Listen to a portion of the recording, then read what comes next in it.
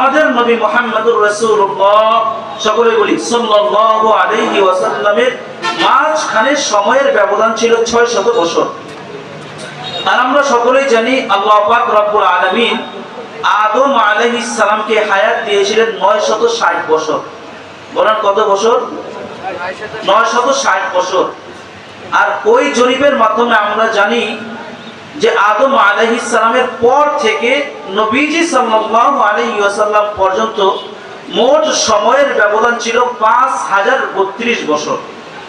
তো এই 5032 বছর এবং আদম আলাইহিস সালামের হায়াতের 960 বছরকে যদি আমরা মিলাই, আমরা দেখতে পাই এই পৃথিবী সৃষ্টির প্রায় 6000 বছর পর আল্লাহ পাক রব্বুল আলামিন আমাদের নবী মুহাম্মদুর রাসূলুল্লাহ সাল্লাল্লাহু আলাইহি ওয়াসাল্লামকে এই জমিনের ভিতরে প্রেরণ করেছেন।